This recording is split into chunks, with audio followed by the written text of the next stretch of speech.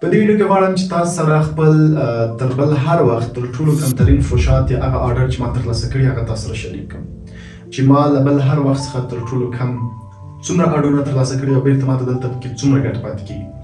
نو راځو دلته ریپورټ ته بزنس ریپورټ ته راځو. دلته تاسو ګورئ نن ورځ لس آرډرونه ترلاسه شوي، لاست 7 ډیز دلته رانیسم. په لاست 7 ډیز کې تاسو دلته ګورئ چې ما یوازې 109 آرډر تقریبا 110 آرډر ترلاسه کړي. په داسې حال کې چې په نورو ورځو کې به ما په ورځ کې 110 آرډر 110 آرډر ترلاسه کول، خو دا ځل چې د کسټم کلیرنس کې زموږ پروډکټونه وزنډېدل، لږ څه پروډکټونه په لارو باندې وخت یې ونیو، اوس هم دې رسېدلي او لږ څه نور مشکلاتو د هغې له وجې موږ سره نور پروډکټونه په سټاک کې نه وو، ځکه دومره کم آرډرونه موږ ترلاسه کړل. اوس راځم غواړم تاسو ته دلته واضح کړم چې په دغه کم آرډرونه چې له بل هر وخت څخه موږ کم آرډرونه ترلاسه کړي، په دې کې موږ ته څومره ګټه پاتې کېږي. دا یوازې په دغه یو اکاونټ کې دلته تاسو وګورئ تقریبا 110 آرډر راغلي او دا تقریبا 1925 پاونډه کېږي چې موږ یوازې دا به 1900 راونیسو. که چېرته 1900 دا په یو هفته کې 1900 پاونډه جنسونه خرڅوي، که چېرته موږ د دې 25% ګټه هم په نظر کې ونیسو، یعنې 25% په دغه 1900 پاونډه کې موږ ته پاتې هم شي څو پاونډه کېږي، په دې کې 470 پاونډه موږ ته ګټه پاتې کېږي نیټ پروفیټ، چې 470 پاونډه تقریبا $200 کېږي. یعنی که دا همدغسې کم موږ ترلاسه کړو، کم فروشات هم وکړو په هفته کې، البته په هفته کې چې $200 تاته نیټ پروفیټ وي، نو په میاشت کې تقریبا دا راځي $2800 خالصه ګټه. بیخي کمه ګټه چې تاسو په نظر کې ونیسئ 15%. 15% هم ګټه موږ چې په دغه 1900 پاونډو کې راونیسو تقریبا راځي دا 300 پاونډه. 300 پاونډه تقریبا $400 کېږي. نو که هر هفته کې موږ همدغسې کم آرډرونه هم ترلاسه کړو تر $1600 پورې نیټ پروفیټ په دې کې پاتې کېږي. که نه دغه هغه پروډکټونه دي چې په هر یو یونټ کې موږ ته د 8 تر 12% پاونډو پورې موږ ته نیټ پروفیټ پکې پاتې کېږي، یعنې خالصه ګټه په دې کې موږ ته پاتې کېږي. که اړتیا وي دا ثبوت کولی هم شو. نو ته اوس دا ضرب کړئ 8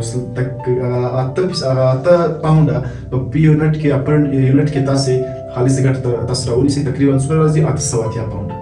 880 پاونډه تقریبا $1200 کېږي.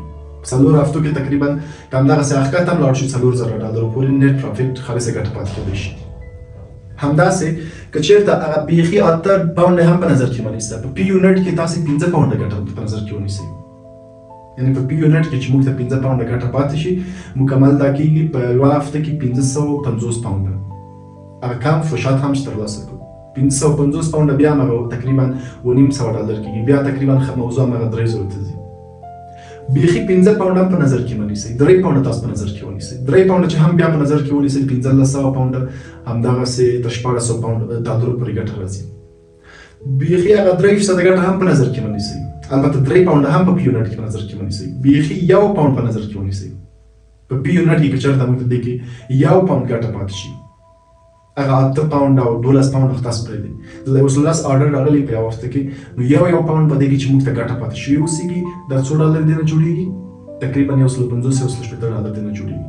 په 4 هفتو کې چې زه 160 هغه کم ګټه ترلاسه کوم، 160 یا بل څو کم ګټه ترلاسه کوي، 160 4 هفتو کې چې تاسو ترلاسه کوئ، نو تقریبا دا راځي $600-$900 $200 پورې راځي په میاشت کې. په داسې حالو کې زه په خپل کور کې ناست یم، د دې کار اختیار د خپل ځان رئیس هم په خپله باندې یم. څوک را باندې نشته چې راته ووایي چې په څو بجې باندې تاسو راغلاست، په څو بجې باندې تاسو ځئ، باید دغه وخت تاسو حاضر اوسېږئ. کاري وخت او کاري ساحه مې محدوده نه ده، هر څنګه مې چې زه وغواړم همداسې مخکې تللی شم. تاسو بل کوم بل کار کې دغسې ګټه ترلاسه کولی شئ چې په خپل کور کې مور پلار او هر څه سره ناست وئ او کافي اندازه باندې ګټه ترلاسه کوئ. نو زما هدف دلته دا دی چې هغه کمترین کار هم چې په دې کې تاسو وکړئ، هغه سلو کار هم تاسو روان شئ، هغه له بل فزیکي هر کار څخه به مو پیسې هم کمې ورباندې باندې اوسېږي او ګټه به هم 2 چنده او 3 چنده تاسو ته پاتې کېږي. نو د هغه کسانو خبرې تاسې په نظر کې مه نیسئ چې وایي دا امکان نه لري، بهانې دي او وخت او شرایط ملامتوي. دوی که هر څومره ووایي، ما هېڅوک هم له دغه رښتینې ګټې څخه څوک نشي منع کولی او نه هم د هغې کسانو خبرې په ما باندې تاثیر کولی شي.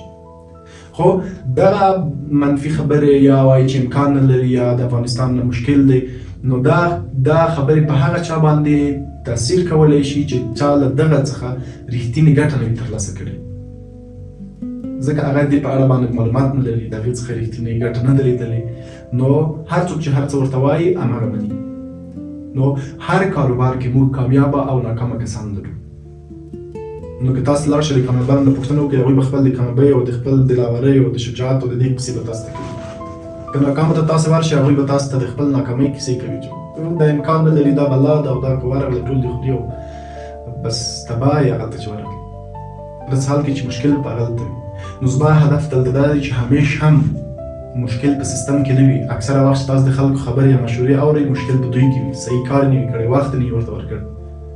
نو تاسو هم له هر کار په هر کار کې له هر چا څخه چې مشوره اخیستل، له هغه ایکسپرټ څخه اخلئ، له هغه کامیابانو څخه اخلئ، هغوی به تاسو ته یو لاره وښیي.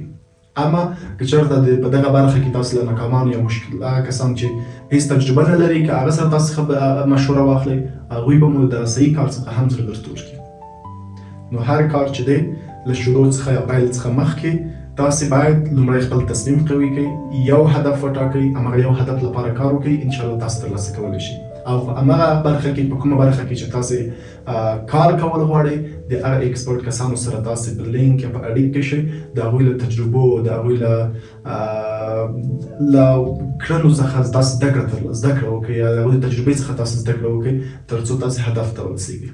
اما که ته چېرته تاسې د هغه ناکامو خلکو سره کښېناستې لرئ، ما تاسو ته یادونه وکړه چې تاسو ته به د هر کاروبار کې اوسېږي. ما تاسو ته مخکې یادونه وکړه چې هر کاروبار کې چې د کامیاب او ناکامه کسان شته،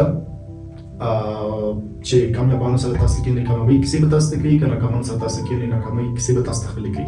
نو کوشش وکړئ له کامیابو سره یو ځای شئ، همیشه تاسو سیستم او بل مه ملامتوئ، بلکې خپل مشکل ولټوئ چې د کوم مشکل سره چې مخ یم، د دې مشکل رای حل څه دی، په د کومه چې زه روان یم د صحیح لاره نه ده، زه باید خپله لاره چینج، تغییر او اپډیټ کړم.